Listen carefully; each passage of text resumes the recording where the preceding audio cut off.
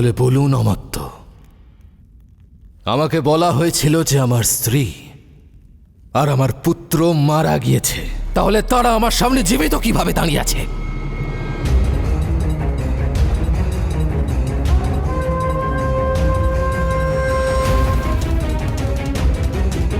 মনে হচ্ছে এই প্রশ্নের উত্তর অন্য কোথাও থেকে আসবে। মহারানী অনুসুয়া, মনে হচ্ছে এই প্রশ্নের উত্তর এতটাই কঠিন যে শিবদত্ত শ্রী তা বলতে পারছেন না। ওনাকে সাহায্য করুন।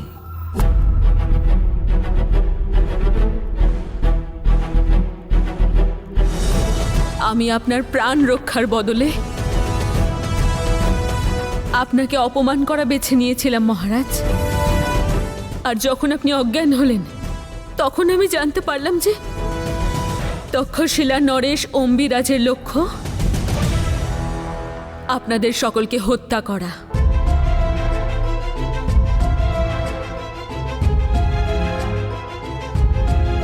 আমি আর সেনাপতি রিপুদমন আপনাকে ওখান থেকে সুরক্ষিত বাইরে বের করি। আর তারপরে যখন আমি পুনরায় আপনার কাছে ফিরে যাই,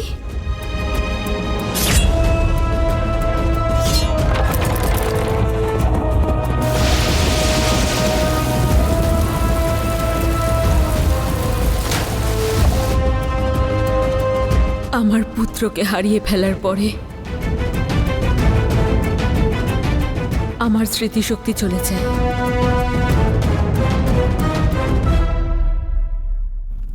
আজকে আমি জানতে পারলাম যে আমাদের পুত্রের সুরক্ষা এতদিন রিপুদমন করছিলেন।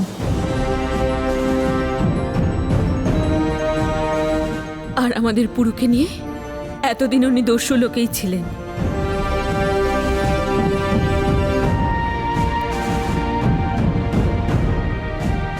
এবার বলুন অমাত্য, আপনি মিথ্যে বলেছিলেন কেন?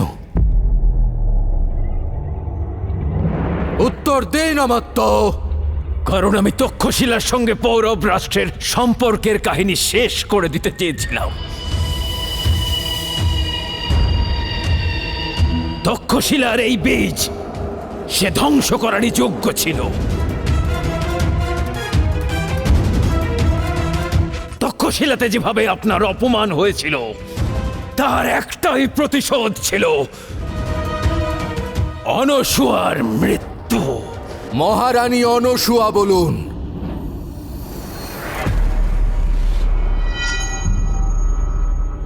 আর কিসের প্রতিশোধ? যখন মহারানী অনুসুয়া আপনাকে বলেছিলেন যে উনি যা করেছেন তা আমার প্রাণ রক্ষার জন্য করেছেন, বলুন উনি আপনাকে বলেছিলেন কিনা?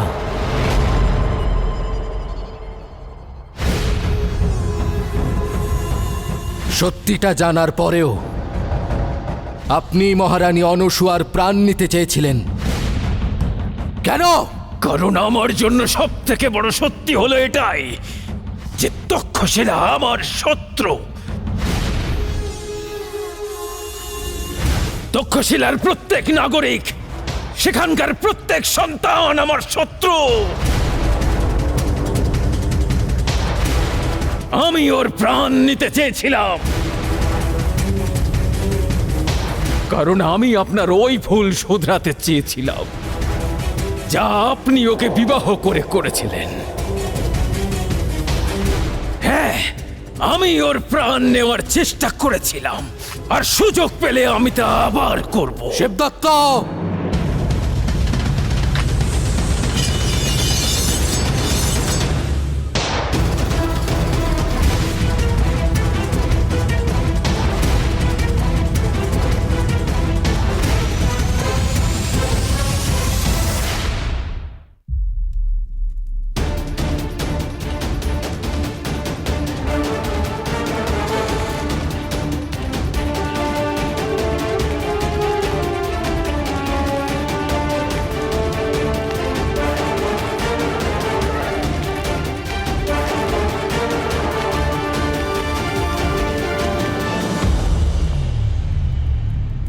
আপনি পৌরব মহারানীর হত্যা করতে চান, আমি সুযোগ দিচ্ছি আপনাকে। এগিয়ে যান, করুন চেষ্টা।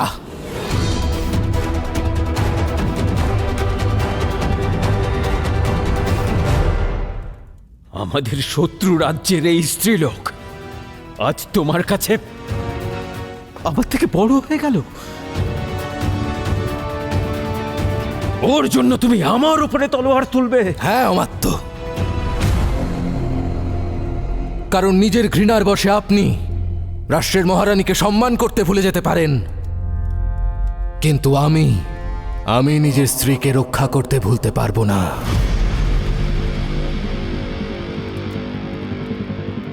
পৌরব বংশের রক্ত নারীদের অপমান করতে পারে না।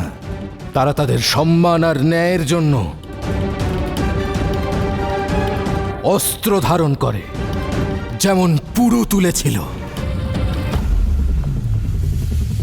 যদি কেউ শাস্তির পাত্র থেকেই থাকে তাহলে সেটা আপনি, আর আপনি আপনার শাস্তি এই মুহূর্তে পাবেন। দাঁড়ান মহারাজ।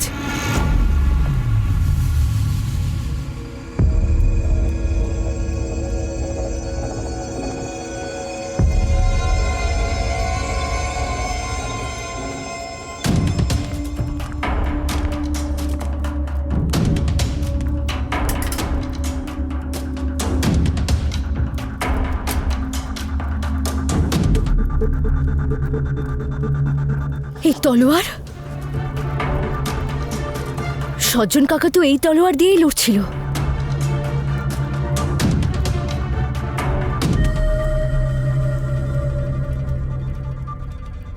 রক্ত?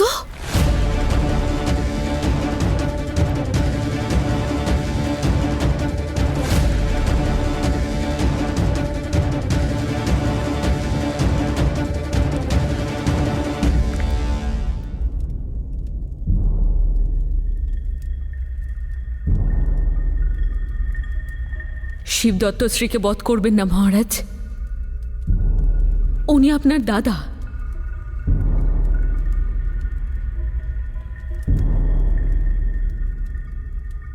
মানছি উনি অপরাধ করেছেন, শুধু সেই কারণে পৌরব রাষ্ট্রের প্রতি ওনার অবদান তো আমরা ভুলে যেতে পারি না। আর আমি চাই না যে কাল সংসার শুধুমাত্র সেই কারণ রূপে আমায় মনে রাখুক যার জন্য এক ভাই অপর ভাইকে হত্যা করেছে। শিবদত্ত শ্রী শত্রুতা চায়, আর আমি পরিবার করতে চাই মহারাজ।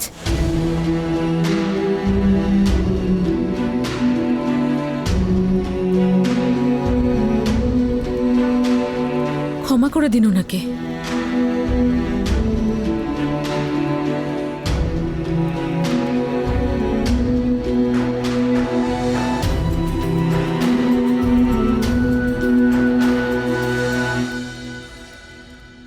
দেখতে পাচ্ছ তুমি শিবদত্ত, যে তক্ষশিলা কুমারীকে তুমি হত্যা করতে চেয়েছিলে সেই তোমার প্রাণ রক্ষার জন্য প্রার্থনা করছে।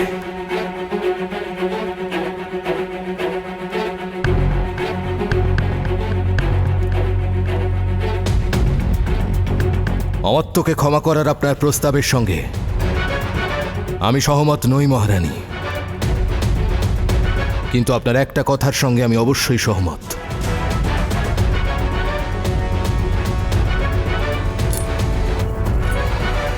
অমাত্য শিবদত্তের মৃত্যুদণ্ড প্রাপ্য নয়।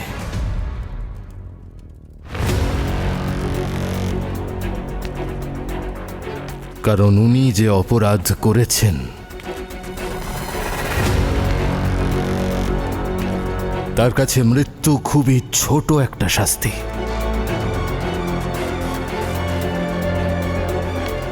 ওনার তো সেই শাস্তি প্রাপ্য যা ওনাকে ওনার অপরাধের জন্য প্রতি মুহূর্তে প্রায়শ্চিত্ত করাবে।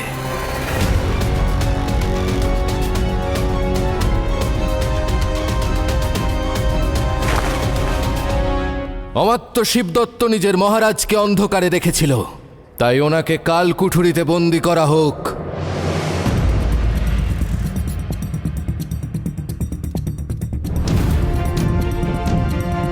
21 বছর অবধি মহারানী অনসূয়াকে কষ্ট সহ্য করতে হয়েছে ওনার কারণে। আর তাই 21 বছর পর্যন্ত ওনার কারাবাসও পরিশ্রম আর কষ্টের দ্বারা পূর্ণ হবে।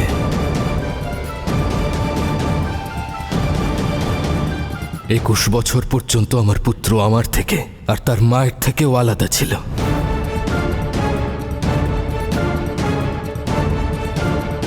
এনার কারণে। আর তাই 21 বছর পর্যন্ত আপনিও সকলের থেকে আলাদা থাকবেন।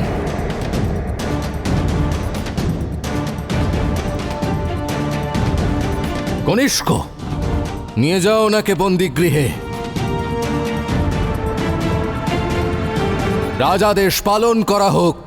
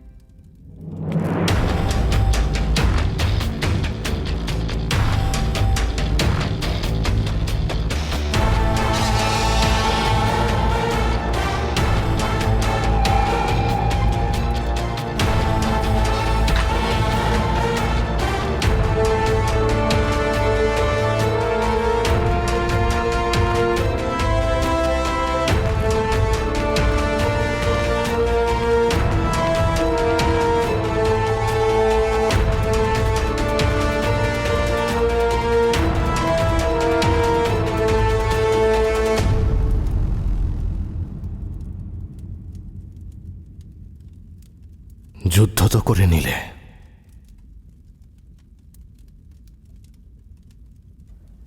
এবার নিজের পিতার আলিঙ্গন স্বীকার করো পুরু।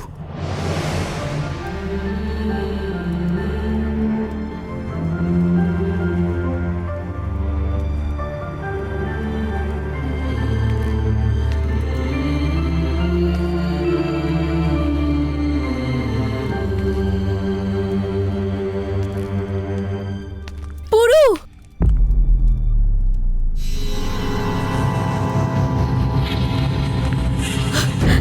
সজ্জন কাকা, চলো আমার সঙ্গে।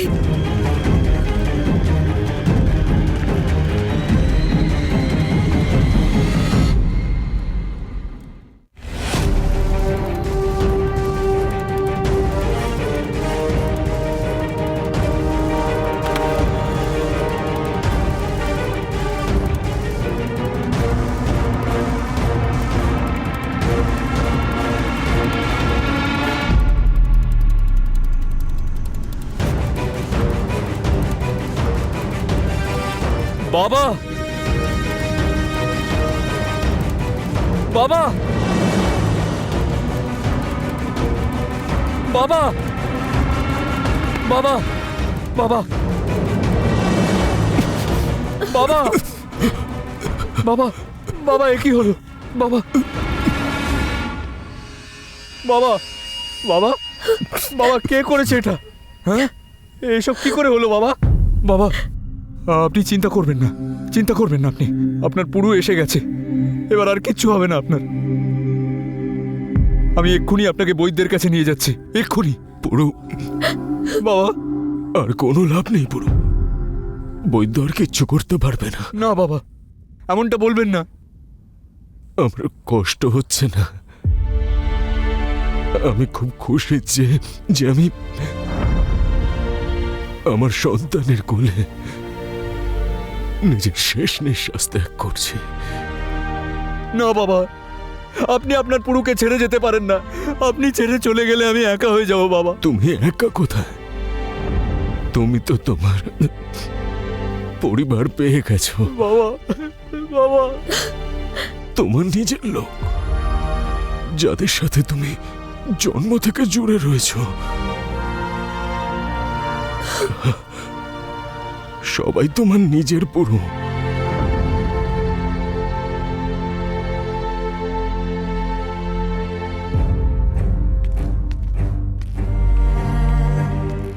দেখো পুরো,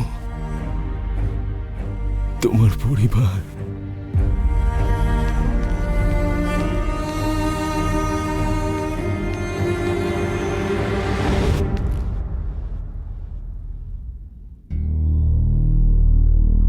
সেনাপতি রিপু,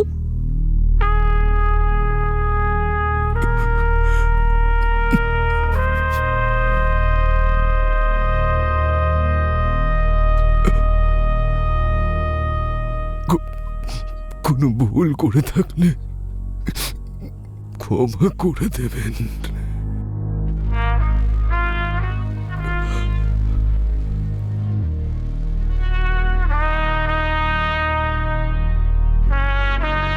আপনি শ্রদ্ধার যোগ্য সেনাপতি রিপুদমন। আপনি যা কিছু করেছেন পৌরব রাষ্ট্র তা কোনোদিনও ভুলতে পারবে না। এই রাষ্ট্রের মাটি গর্ববোধ করবে যে আপনার মতো বীর আর কর্তব্যপরায়ণ পুত্রের জন্ম দিয়েছে।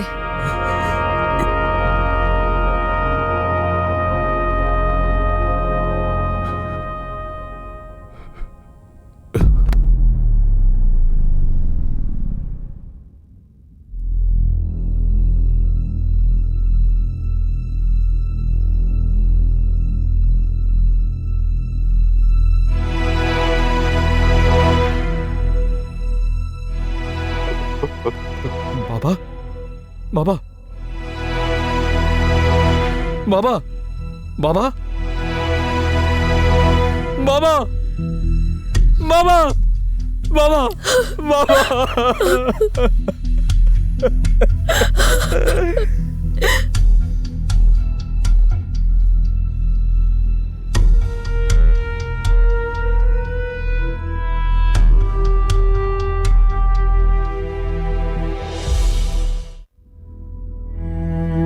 বাবা, বাবা উঠুন, বাবা উঠুন না।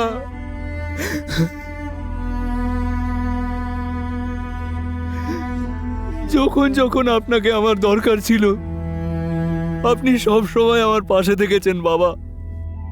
আজ আপনার আমাকে প্রয়োজন ছিল, আমি আপনার সাথে থাকতে পারলাম না। বাবা, আপনি আপনি আপনার পুরুকে ক্ষমা করে দেবেন বাবা, ক্ষমা করে দেবেন আপনি পুরুকে।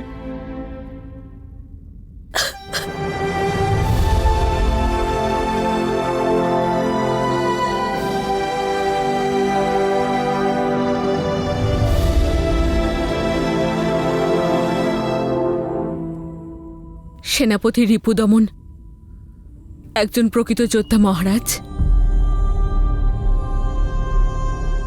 পৌরব রাষ্ট্রের প্রতি নিজের কর্তব্য পালনের জন্য উনি যা বলিদান দিয়েছেন তা আমরা কোনোদিনও ভুলতে পারবো না। হ্যাঁ মহারানী, রিপুদমনকে রাজকীয় সম্মানের সঙ্গে বিদায় জানানো হবে। পৌরব রাষ্ট্র ওনাকে সর্বদা মনে রাখবে। আপনি ঠিকই বলেছেন, পৌরব রাষ্ট্র ওনাকে সবসময় মনে রাখবে, যেমন 21 বছর ধরে আপনি ওনাকে মনে রেখেছেন।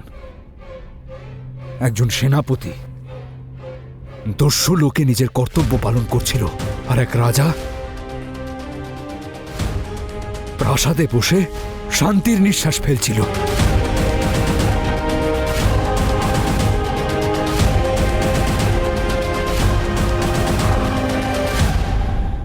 এটা কোন জায়গায় নিয়ে আসলেন আপনি? এটা ভবিষ্যতের সংকেতের আওয়াজ আলেকজান্ডার, যা এই পাতার নড়াচড়ার মাধ্যমে ওরা পেয়ে থাকে। সূর্যোদয় থেকে সূর্যাস্তের মধ্যখানে স্থানকে যদি তুমি জয়লাভ করতে চাও তাহলে রক্তের সমুদ্রে স্নান করতে হবে আলেকজান্ডার। নিজের স্বপ্ন পূরণের জন্য আমাকে যা যা করতে হবে আমি তা করব।